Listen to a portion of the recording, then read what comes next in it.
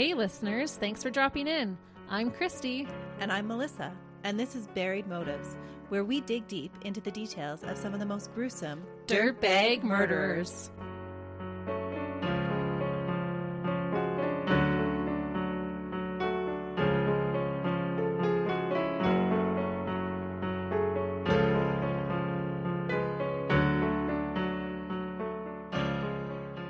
Hey listeners, Welcome back to Buried Motives. we are filled with chocolate and we're ready to go today. And I hope you are ready for some drama. I'm ready.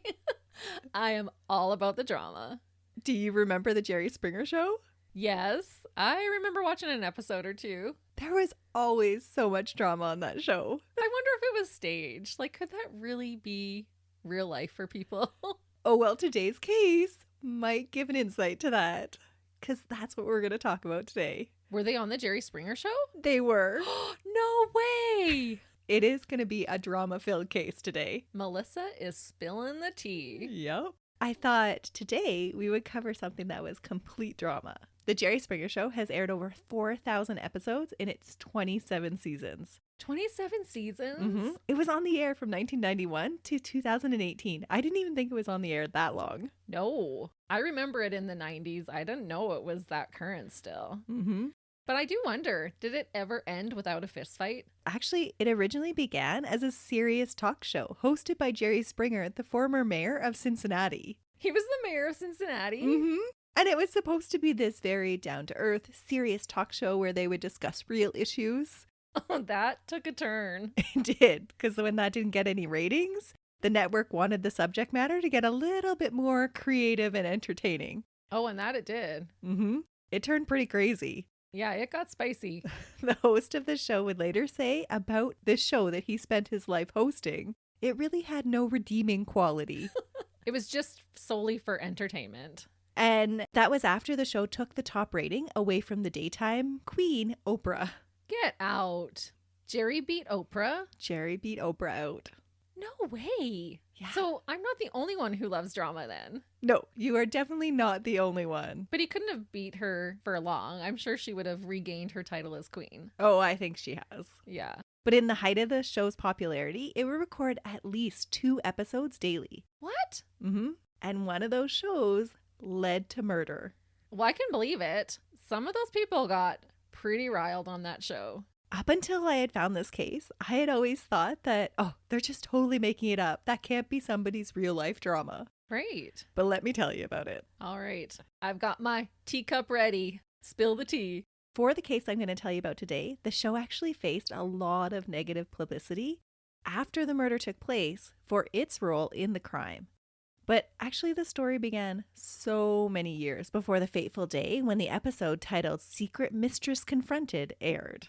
There was always a mistress on the Jerry Springer show. It did seem that way. Uh-huh. And Maury Povich was Who's Your Daddy? Yes. So many lie detectors too on those shows. Yep. And this case would have benefited from a lie detector test because Ralf Panitz was a complete liar. He was born in Germany on the 20th November in 1959. And there's not a lot known about his life before he immigrated to the United States, but for understanding today's motive, that's about all you need to know.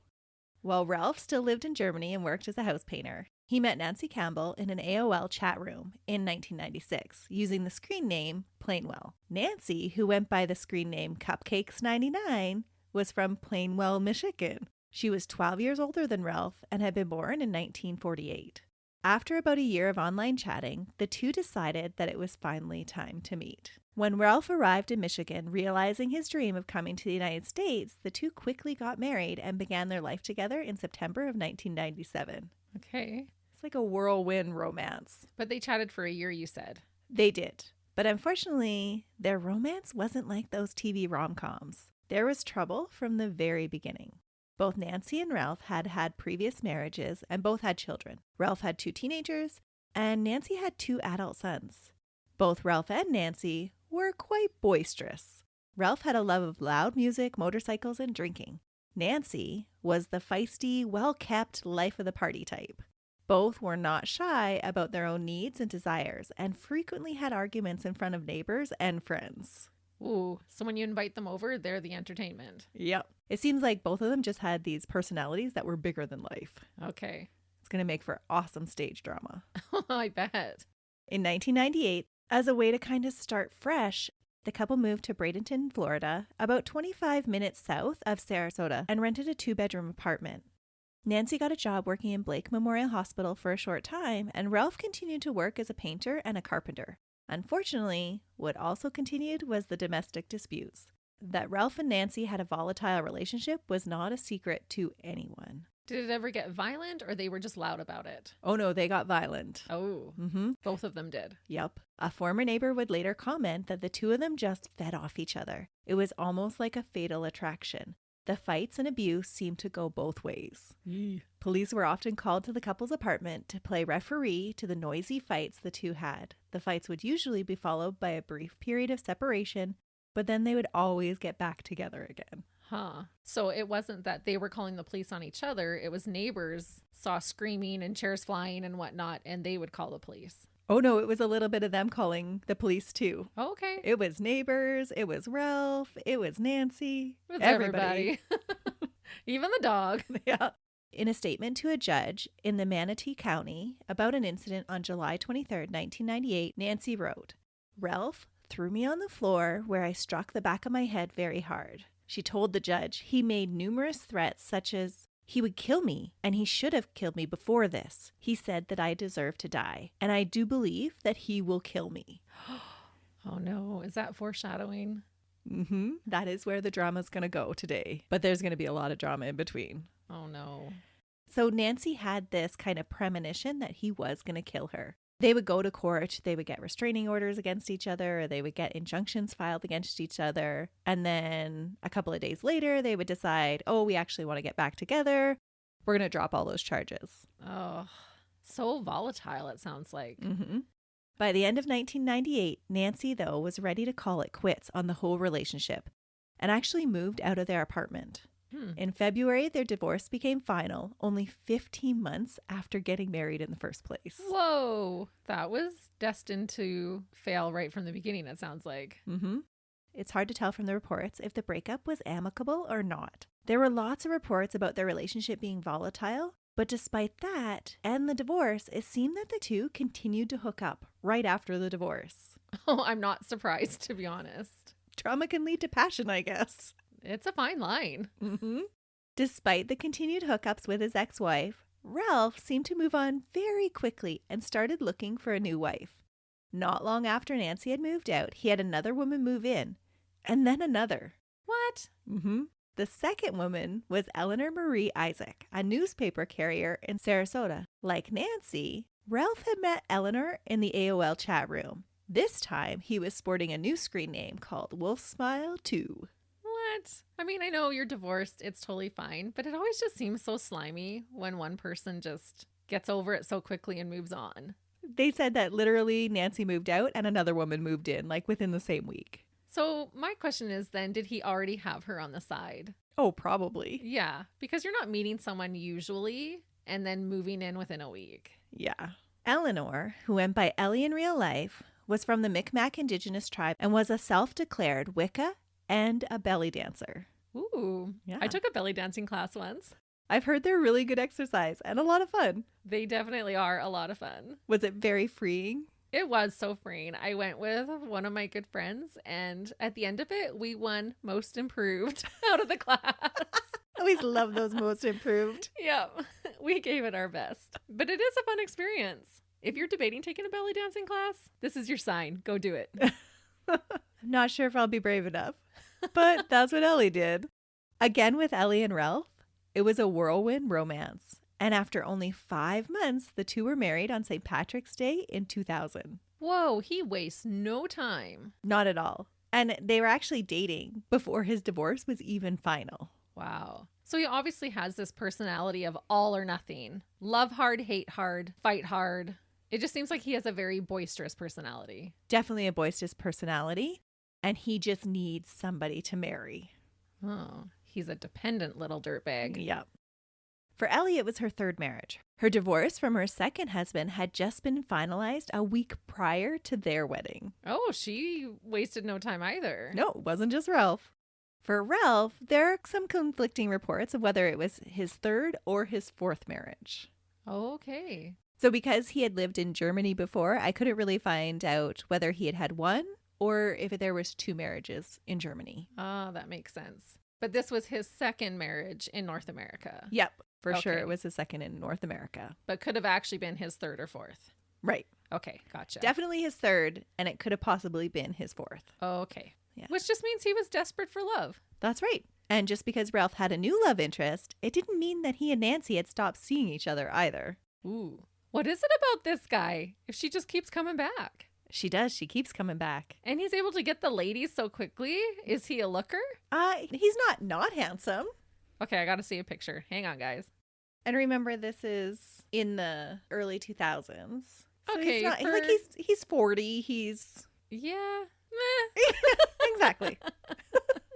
He's not conventionally good looking, but he's also not homely. That's right. Yeah, he's just an average Joe. So he must have had some swagger then.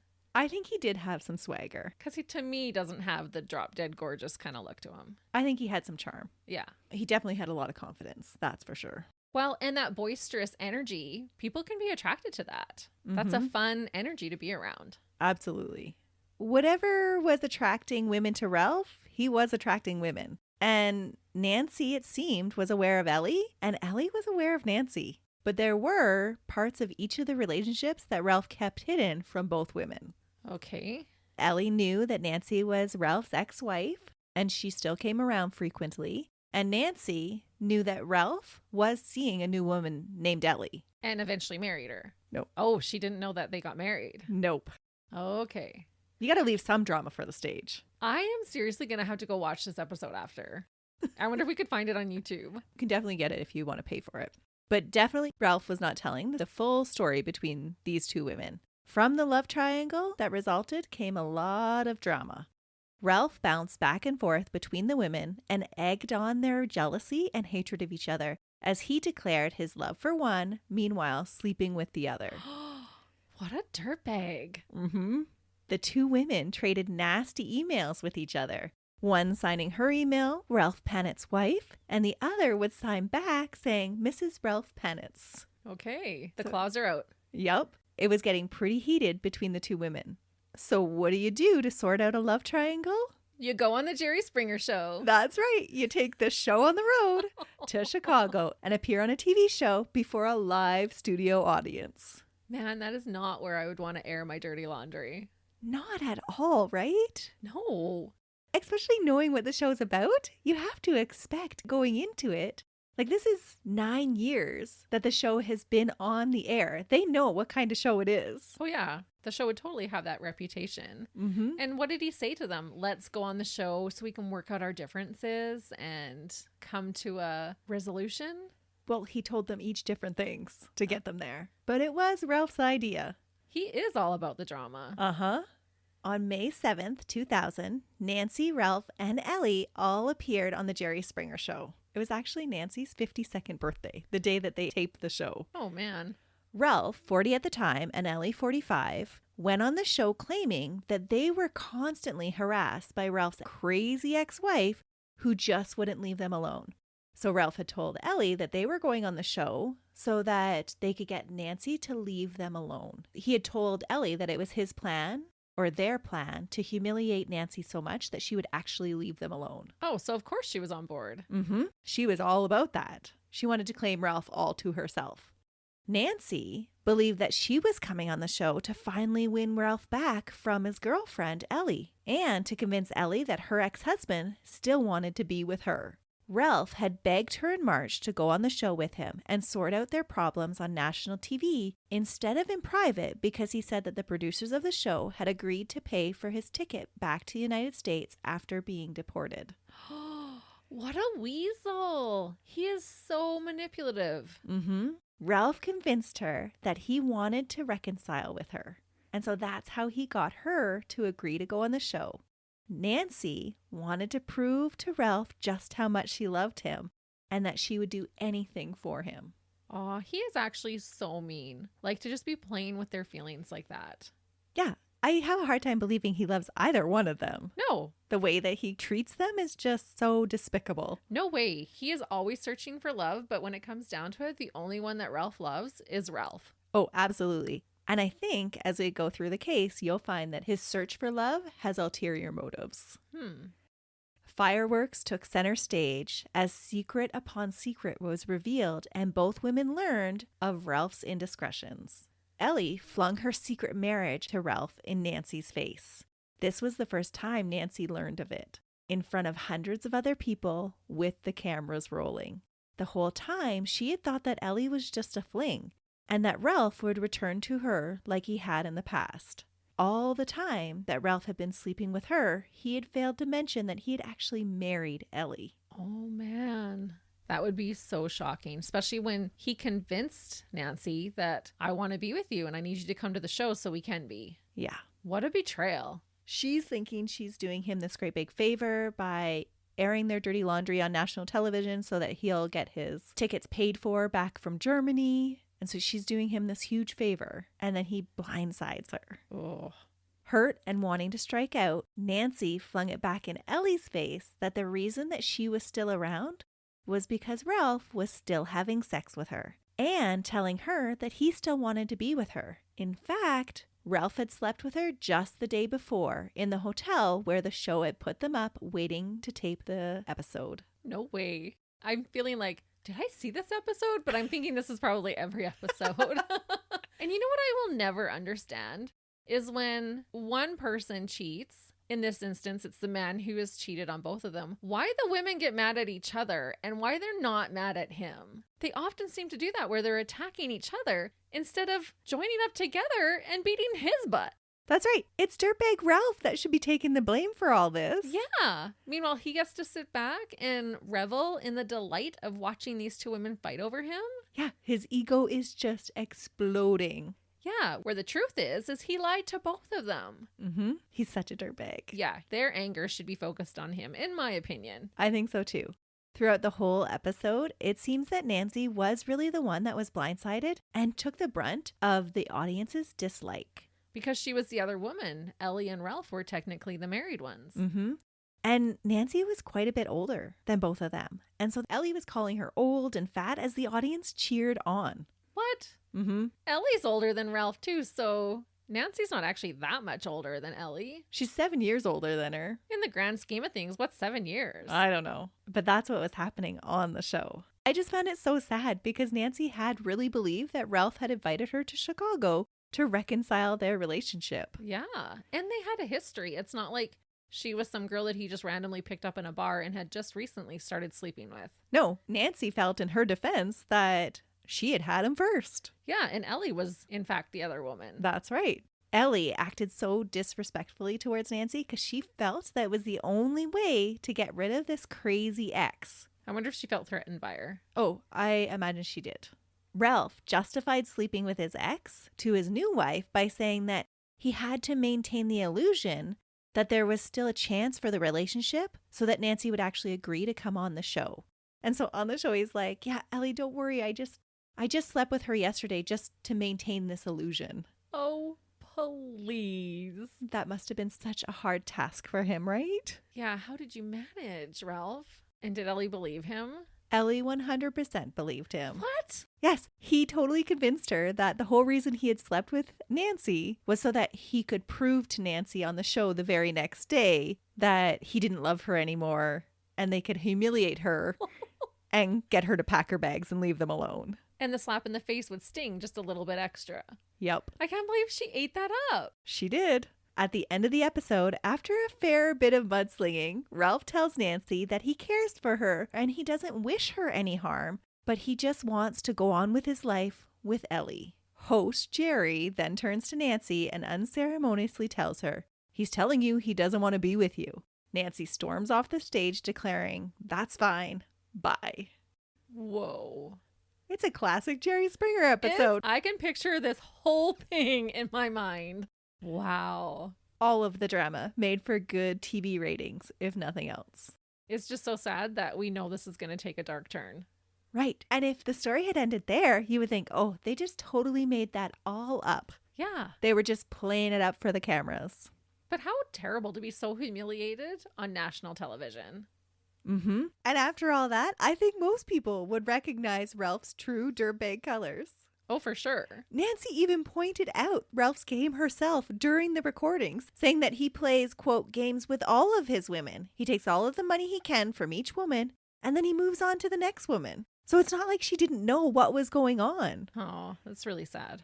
Unfortunately, Ralph's two-timing game just continues after the show's recording, and the drama just continues. Nancy doesn't take him back after that, does she? They continue to have an affair? They still maintain a relationship. What? Mm-hmm. After a brief period, because they have to allow Ellie and Ralph to have time for a honeymoon. Oh, my Lanta. Remember that Ralph and Ellie had only been married for 2 months before the taping. If he is cheating on you and you're just newlyweds, you need to run. Uh-huh. Their honeymoon phase didn't last long. In June, barely a month after the taping, Ellie and Ralph separated, and Ellie sought a court injunction against Ralph alleging domestic violence. Aw. True to form, though, for this tumultuous relationship, the two reconciled the very next day after she had sought the injunction. Okay, is Ralph into voodoo magic? Like, does he actually put a spell on these women? I don't know how he's getting away with this. And they don't seem like the kind of women that would fall for this. Yeah, there's something that he's got that has a hold on them. Mm-hmm. That's interesting because it just seems scripted. How can this be true? Right. You can't make this stuff up. Well, and it's not even that it's, like, I know, like, for him and Nancy, it wasn't just one-sided. Because we have seen in abusive relationships where women have a hard time leaving and will continue to go back to that situation. And we're not trying to cast any judgment on these women, but he had met his match with these women. And so it just seems harder to understand why they kept going back to him. Yeah, it didn't seem like they were women that could be easily pushed over. She was herself quite boisterous and confident and could hold her own. And the same is true of Ellie. Yeah, they fought back. They didn't just take it. But they also seem to have this kind of dependence on him. Interesting. Yeah.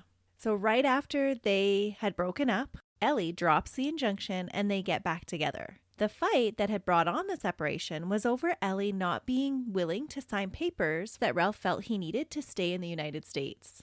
Ralph was not a fan of the idea of having to return again to Germany and had become a little neurotic about his passport. Oh, so is he just using these women for a ticket to the U.S.? It seems like it. Oh, that puts a whole new perspective in there. Because then maybe he didn't really care about either of them and was just using them both right from the beginning. And I think what actually tips him over to committing murder is going to be that motive, to stay in the United States. But the drama's not over yet, because in a bizarre turn of events on June 18th, so remember they had taped the episode on May 7th, so just a little over a month after taping that episode, Ralph and Nancy buy a house together. What? Mm-hmm. Melissa. So Ellie is out of the picture just for a short amount of time. Yeah, a couple days. Yep. And somehow Ralph gets Nancy to buy a house with him. There are some discrepancies of what the actual arrangement was. Even in court documents, the judge had difficulty sorting it all out. The most reported arrangement is that the two of them had agreed to purchase the house through a lease option on Grand Cayman Street in Sarasota. Nancy paid the down payments on the bills on the $116,000 purchase with the agreement that Ralph would do the majority of the repairs needed on the house and pay utility bills as his part of the contribution. From the time that the house was bought up until the day that the Jerry Springer episode aired, it was non-stop drama. Ralph was up to his old games.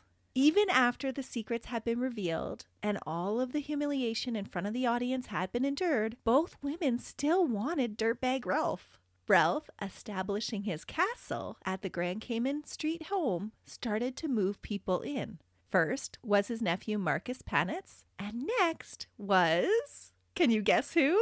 Another girlfriend. Not just any girlfriend. Ellie? Yup. No. Ralph moved Ellie into the house that Nancy paid for. What? The audacity.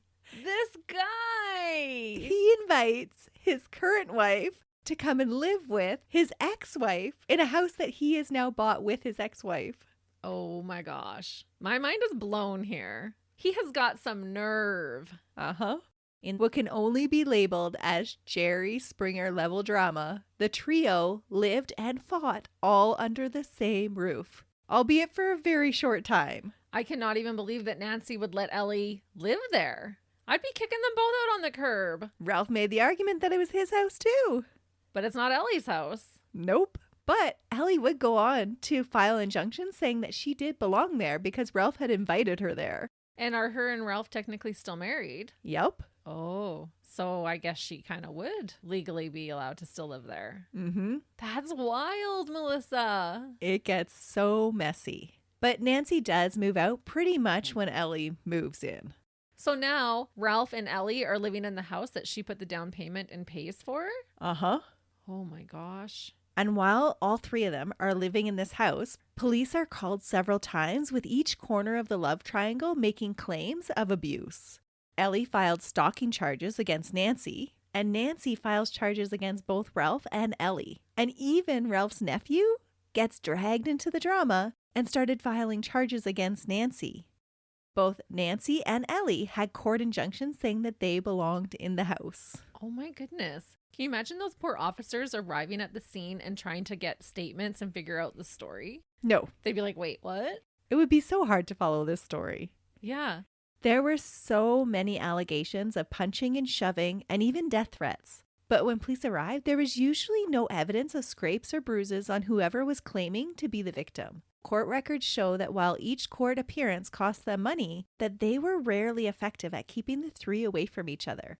Often, complaints went nowhere because whoever was filing the complaint wouldn't show up at the court hearings or ask for the cases against each other to be dismissed. So it was like just this big waste of time in the court system. That's so unreal to me. Mm-hmm. On July 10th, 2000, things at the house came to a head. Ralph threatened to kill Nancy. Nancy told her attorney, quote, "He had chased me with a knife and made threats of taking my life," and was telling her all about the way he was going to torture her. Nancy decided then and there that she had had enough for the second time. Nancy moved out and started legal proceedings against Ralph and Ellie to evict them from her house. During the case preparation, she stayed with her aunt and uncle on the East Coast and got a job as a legal assistant. So just 14 days later, they ended up in court. During the court hearing on the morning of July 24th, she told the judge that Ralph had always been abusive towards her and that he took her life savings and threatened her, and in the past had chased her with the knife, body slammed her against walls and furniture, kicked her in the stomach, and gave her a concussion. On top of the eviction, Nancy pleaded for a restraining order and even asked for Ralph to be deported. She told the judge she was so scared in the house when Ellie had moved in, she had been forced to move out of her own house. In the few days leading up to the court hearing, Ralph had even threatened her, telling her that he would kill her and her whole family. He was just trying to think of a way to do it. Oh, man. Ralph argued during this court hearing that Nancy was just being crazy Nancy again, and that it was her that was stalking Ellie and himself. He also made these outrageous claims that Nancy had been using his telephone line to advertise sex for strange people. That's quite the claim. Yeah, really what I think it was is he was talking to a whole bunch of sex lines and didn't want Ellie to find out. And so he blamed it on Nancy. Oh, yeah, probably. Uh-huh. That seems very plausible because it doesn't seem that it would be Nancy doing that. No, what would that benefit her at all? Yeah, he's terrible. As you can guess, the judge sided with Nancy and ordered a restraining order against Ralph. The judge also granted her an injunction and exclusive use of the Saratosa house. So Ralph and Ellie had to move out. That's right. Ralph, Ellie, and Marcus would have to be escorted back to the house and given a set amount of time to collect their belongings. Ralph was not happy about this arrangement. He and Ellie were so irate and out of control that they needed to be removed from the courthouse by the bailiffs. What? Court officials were concerned about Nancy's safety and arranged for her to be accompanied back home. While Nancy stayed behind at the courthouse to fill out necessary paperwork, Ralph, Ellie, and Marcus all headed to Keegan's Clubhouse Lounge. Around 3 p.m. that day, at that lounge, they watched the Jerry Springer episode that they had recorded in May. No way. Right after the court proceedings. Yep. They go to a bar and they're watching Jerry Springer, the episode of theirs. They're watching themselves on TV. Oh. As they watched the episode, drinking beer and rye and cokes, Ralph got more and more enraged. By the time the episode was over, Ralph was furious, ranting and raving about being kicked out of his own house. And now his rage is alcohol fueled. He persuaded Marcus and Ellie that they should go back to the house, even though he wasn't allowed to be within 500 feet of it because of the restraining order. So he convinces the two of them, like, we don't need to wait for any cop to tell us that we can get our own things. While at the house, Ellie and Marcus used the time to collect their personal items, but not Ralph. He just walked into the master bedroom and declared loudly, "This is my house," and then sprawled out on the bed. It wasn't long before Nancy arrived at the house with the Sarasota County Sheriff's deputies at 5:30. Ralph, scared of getting caught, jumped out the bedroom window and escaped on foot, leaving Ellie and Marcus to be escorted off the property. Because they weren't supposed to be there. Yeah. What a little turd. Marcus and Ellie left in her car and began to look for Ralph. When circling the block didn't work, the two split up to create a wider search area. After a while, Marcus was losing interest in the search and returned to a 7-Eleven to call his girlfriend. Marcus was described by some as being one fry short of a Happy Meal. And so he lost interest pretty quickly. Well, and honestly, he took off and deserted them when the police showed up. Why would you waste your time looking for him? Well, Ellie's very devoted to Ralph. True. When Marcus arrived at the 7-Eleven, that is when Ellie found him again and started motioning frantically to him. Marcus later testified that Ellie called out saying, "Hurry up! Ralph's going into the house and he's trying to kill Nancy." Marcus said Ellie excitedly told him, "Nancy is crying for help." So was she excited about it? Like she wanted him to kill her and they didn't want to miss out? Or was she worried and frantic about it? Like, get in the car, we have to help Nancy. From Marcus's reports, and remember that somebody has said that he's a fry short of a Happy Meal. That's right. That he reported it as excited. Okay. Excitedly, she was telling him, and she's calling out for help. Yeah, Nancy's going to get hers. Yeah. And we don't want to miss it. Yeah. Oh, she's a dirtbag too.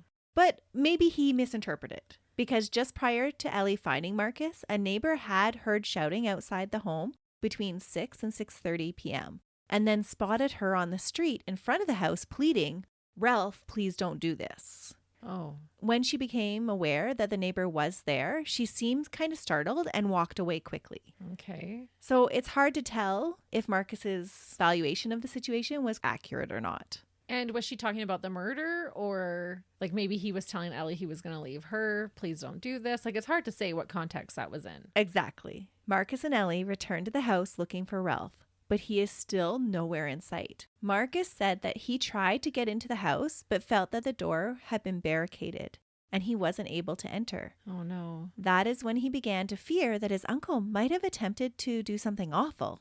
He ran to the neighbor's house and called 911, telling the dispatcher that he feared that his uncle had possibly killed himself or his ex-wife. Oh.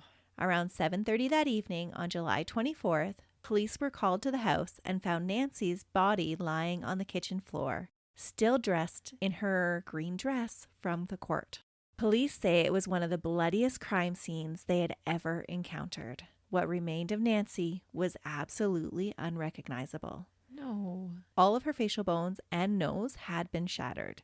Ralph had beat, choked, and stomped on Nancy's head so many times that the sheriff's deputy who had been with her just earlier that day could not identify her. Oh, how terrible.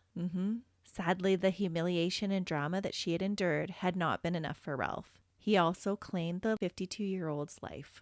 He is terrible. And even when you said that Marcus called saying, "I think my uncle is killing himself or his ex-wife," just speaks to his character.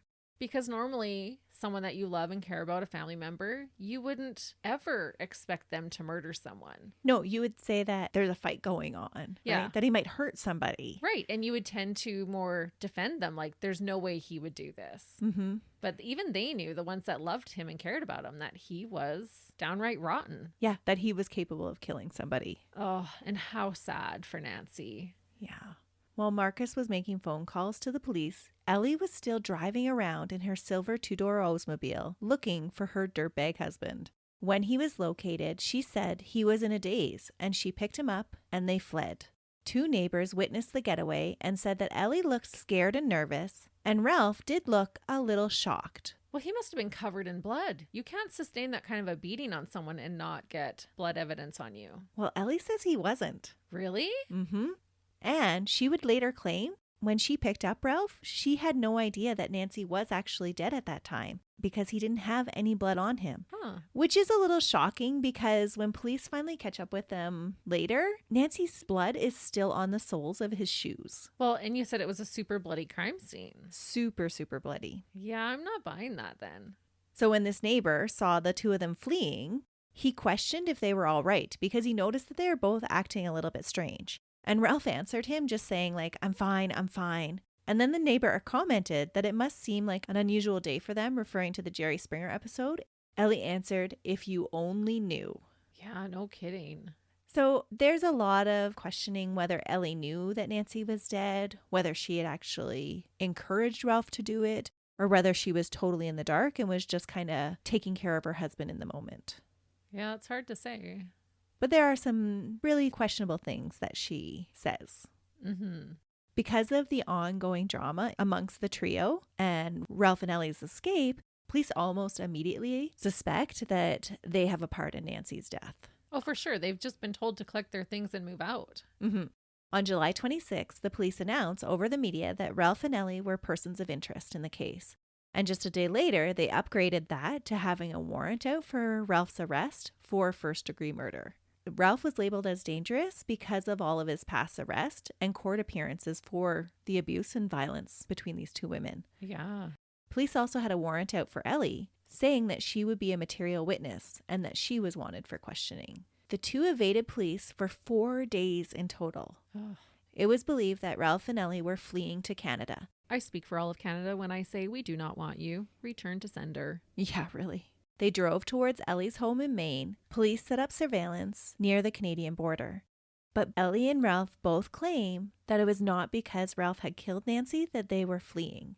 It was because they feared that Ralph would be deported for violating the restraining order. That was the reason that Ellie gives for why they were taking off. But Ellie would have known at this point that he had killed her. Oh yeah, it's all over the media. Yeah. They said that they were heading to the German embassy in Canada. And I say baloney because there are German embassies in the United States as well. Yeah. Baloney for sure. Yeah. More likely, they were hoping to cross the border and hide on one of the reservations that Ellie had connections to. That makes more sense. On July 28, 2000, after the 2 had talked to a lawyer, they did return to Boston and turn themselves in, though. Oh, that surprises me. Sounds like it was more Ellie. It was when they had issued the warrant for Ellie that she got in contact with a lawyer and the lawyer talked her into, like, this is going to go better for you if you turn yourselves in. Good. Ellie and Ralph were flown back to Tampa, Florida, and taken into custody. Ellie's defense attorney claimed that the 2 had turned themselves in as soon as they had learned that they were suspects. And again, I say, baloney. It was days after. We're not buying what you're selling. Yeah. Ellie was subsequently released on a $25,000 bail, but would have to appear as a material witness. She vehemently denied that Ralph had anything to do with Nancy's death. She said, I can't imagine that he did. Ralph has always said, I don't hate Nancy. I don't hate that woman. Ellie maintained that she had left the house in a hurry only because she feared that her husband, a German citizen, would be arrested for violating the restraining order, and they had fled the state looking for a German consulate for help. Investigators never pursued pressing charges against Ellie. They believed her when she said she had no knowledge of the murder. At the time, maybe not. But she had to have figured it out later. Oh, I would think so. As soon as reports hit the media that Nancy had been killed, she would know right away. She'd have to put 2 and 2 together. But I guess in her defense, she did contact a lawyer right away and then did probably help to talk Ralph into going and turning themselves in. Yeah, I do think that that was largely her decision making. Yeah, and I don't think she knew prior to it happening that Nancy was going to get murdered that day or had anything to do with the actual murder. No, I don't think so either. Ralph was charged with murder in the first degree and 2 counts of violating restraining orders. Jerry Springer made the comment about the investigation, downplaying any connection with the show and the murder that had occurred. He said, quote, "They happened to be guests on the show. The show is television. This is life and death. Someone got murdered, and I want to respect that and let the police do their work." Why even make a statement? Like, that just looks worse on you, trying to wash your hands of it and like, oh yeah, we had them on here and added fuel to this huge dumpster fire of relationships. But it's not our fault. We can't blame us. They just do what they're going to do. Yeah, we just wanted to record the action. Yeah, sometimes not saying anything is the better way to go. Yeah. The show's creator, though, didn't follow your policy. Former executive producer Bert Turbo acknowledged that the program thrived on presenting intense situations, saying, quote, "You need emotion, you need passion, because without them, nobody would watch." But he does insist that nobody on their show is looking for a guest who is psychologically unstable. Again, I think probably they should have just said nothing at all, right? Yeah. During the trial in 2002, Ralph was represented by the same attorney that had represented Dr. Kevorkian. Jeffrey Fieger said that his legal fees had been paid by the German government because they were concerned that Ralph would have to face the death penalty in Florida. But I'm not sure if this is just some wacky claim or... Yeah, that sounds a little suspicious. Do countries actually pay for defense attorneys for their citizens? I wouldn't think so. Yeah, it was a weird claim, so I put it in there. Fieger had also created the crazy defense that Nancy hadn't died from the beating that Ralph had inflicted. Instead, he claimed that she had died of a heart attack and had cut herself while falling to the floor. Oh, please. Yeah. You don't break every bone in your face from falling on the floor after a heart attack. No, not at all. And the amount of blood that was at this crime scene was crazy amounts. And it would have been all over. He wouldn't have beat her just in one single spot. No. That's infuriating. That he just kind of tries to make up this other story. Yeah. Oh, no. She did it to herself. It was by accident. Yeah. Is it bad for me to say that someone should have punched him in the face and said, oh, that was an accident? You did that to yourself. Do you remember that game when you were kids? Oh, stop hitting yourself. Stop hitting yourself. Don't. That triggers me. I hated that. Hated it. To this day. We won't even get into it, actually. But I hate that. That is so a trigger for me. And this is, I think, the equivalent of the lawyer saying that. Yeah. Yeah. What a jerk, honestly. Yep. Like, I get that you're trying to defend your client, but come on. Yeah. Do better.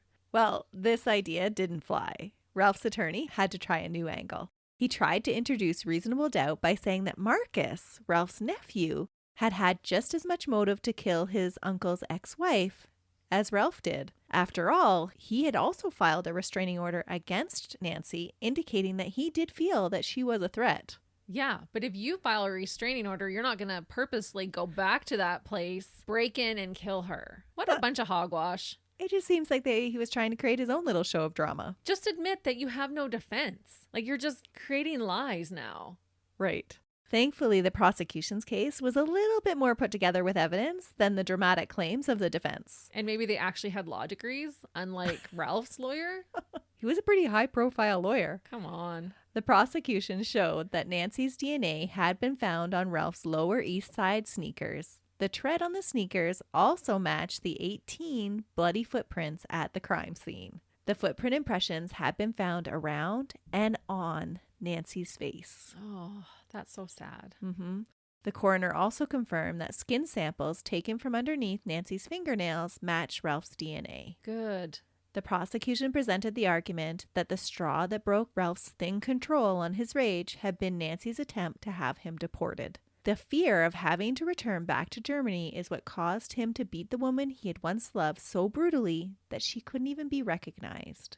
That's so deplorable. Because it definitely wasn't this love triangle. He was quite happy with that.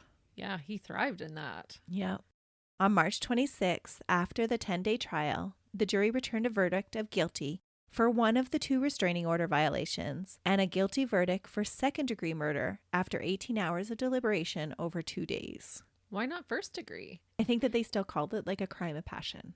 Okay. So he hadn't planned on murdering her when he broke back into the house. That's what it escalated to. That's right. Okay. And there was some discussions about whether it could be called premeditated because definitely when he originally went to the house and was laying in the master bedroom, he hadn't planned to kill her. But he had jumped out the window and then returned after the deputy sheriff had left. And he had told people multiple times that he was going to kill her. Mm-hmm.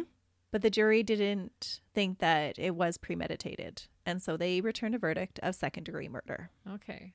On March 24th, 2002, Ralph was sentenced to life in prison. During the sentencing, he refused to enter the courtroom and face Nancy's 2 grown sons that had traveled from Kalamazoo, Michigan for the trial. What a coward. Mm-hmm. Instead, Ralph watched the sentencing hearing from another room in the Sarasota County Judicial Center. Why does he even get that choice? He should be forced to face them. I don't understand why they get that choice either, but he just watched it like they live streamed it into another room where he could watch it in private. Yeah, that's garbage. Yeah. When you take someone's life, you are forfeiting your own personal rights to stuff like that. Just because it's going to make him feel bad, he wouldn't face them. Yeah, the only way that should happen would be if they were uncomfortable having him in the same room. That's right. They should get to call the shots. Yeah, make him face them. So crazy. 4 days later, Dirtbag Ralph was locked away in the DeSoto Annex. Of the verdict, Ellie proclaimed that, quote, "We do not agree with this verdict. We do not think this was a fair trial." She said, "We really expect this will be overturned and we will have a new trial. I will never give up trying to see my husband as a free man because in my heart, I do not believe he did this." Ellie, open your eyes. If he did that to her, he could do it to you. Mm-hmm. To this day, she maintains this attitude. She stands by her man, even though he never really stood by her. Never. While she lives in a trailer park and barely makes ends meet, she continues to send Ralph commissionary money, collect calls, and she drives the 3 hours round trip to visit him in prison each and every weekend. Oh my goodness. And I could be wrong in assuming this, because I'm like, why would any woman do that? Yeah. But I think it's for the attention that she gets. You do? Yes, because since his conviction, Ralph and Ellie have remained together and they have appealed the ruling again and again. But to date, they've been unsuccessful. To help their case, though, get back in the media, the two appeared on a documentary called Prison Wives. Oh. On the show, they complain about the unfair trial and the conditions that Ralph has been forced to live in. He complains that the prison is nothing short of torture and that it is so hot that he is unable to sleep. Boo-hoo. This type of thing just gets under my skin. You brutally beat a woman to death to the point that she was physically unrecognizable. And you're complaining that the AC's not turned on? Exactly. That documentary can be found on YouTube. To escape such horrid conditions, Ralph has been appealing to be extradited back to Germany, but his own country doesn't want him. Good. All of his attempts have been denied so far, which I just find so ironic. The reason he murdered was because he didn't want to be deported again, and now he wants to be sent back to Germany, but he can't get the permission to do so. And I feel like that is like a final slap in the face for Nancy. He literally took her life because he didn't want to go back to Germany. Mm-hmm. And now because he's a little warm in his prison cell and he's crying like a little baby, he wants to go back to Germany. Yeah, now he'll do it. Well, I'm glad Germany said, forget you. Sit in your prison cell and rot for life. Yeah. Did you read the fine print on our entrance into our country? No dirtbags allowed. I'm getting riled. If that was only the case. Right? Oh, he is despicable. I can't find one redeeming quality at all. Some dirtbags are just so selfish. Yeah. And maybe one of the reasons I'm getting so riled is I'm talking about a dirtbag next week that has the same kind of vibe where he is just so evil to his core and is only worried about himself. Mm-hmm. Nancy's sons did go on to sue the Jerry Springer Show, claiming that the show had created a mood that led to murder and sought a settlement of $25 million. Really? Mm-hmm. But it was actually never awarded. They actually felt for a time that it would be granted because another talk show, The Jenny Jones Show, had faced a similar lawsuit case. Oh, I know that case. Yeah, where a disgruntled former guest had murdered another guest just after appearing on that show. And that lawsuit had actually been granted the first time, but then was later appealed. And it set a precedence for the responsibility of a talk show for their guests' actions after the the show. Talk shows weren't responsible for what happened after the show. Yeah, I think that's a whole slippery slope when you get into that. And I'm assuming that when they go on the show, they're probably signing waivers. Yeah, and I don't know how you could ever hold a show responsible for actions done months later. No, especially when they willingly all came on the show. Whether Yeah. they were manipulated into it by each other or not. Right, but that's not the show's fault. Right. And when you're going on the Jerry Springer show, like you said earlier in your case, you know what kind of show it is that you're going on. So even though it's in bad taste, I don't feel like the show was to blame. Yeah. Not to the tune of $25 million. And the courts back that up in the appeal for the Jenny Jones show. And so when Nancy's sons learned of the Jenny Jones's appeal case and that their case had been dropped, they just decided to drop their case. They weren't going to go through the courts anymore. Okay. And that is the drama-filled case of the two-timing rage-filled dirtbag Ralf Panitz that killed to stay in the country that he now wants out of. Wow. So do you think that was his motive? Yeah, I think so. I think he sounds like the type of person who just lived in that moment. I don't think he gave a lot of forethought or reflectiveness about his situation and what was going on. It was what he wanted here and now. Yeah, and I think that kind of attitude is reflected in his relationships with the women he had. He didn't care about their emotions or what they thought of him after. He was just after what he wanted in the moment. Yeah, he had no regard for anyone but himself. Mm-hmm. He just used people to his own means. Agreed. And it sounds like you have another dirtbag with kind of similar motives lined up for us next week, Christy. His case is definitely different than this one, but you can see those selfish tendencies and just impulsive, rageful acts come out in his actions. Well, we hope, listeners, you join us again next week for that episode. You'll need to buckle up for it. Until then, See ya. bye.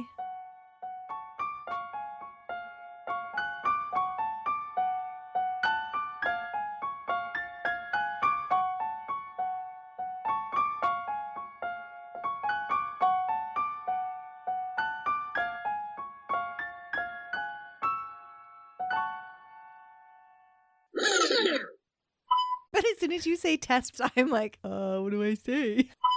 Am I the drama? Yes, Christy. Yes, you are. No. Originally, it did begin. Originally, it did began. Did begin, or it began. Originally, it did began. Begin. I just told you your two options, lady. In Before- Germanary. In Germanary. I think you had a hard time saying Germany in another case. Germanary. Recognize Roof's true dirtbag colors. Roofs. Roofs. We got Nelly. We got Roof. We're just making up names as we go along. You and names today are I not know. friends. As they watch the episode, drinking beer and Ryan coats. Oh, That my wouldn't goodness. taste very good. No. Our voices together create a melody. Not quite, but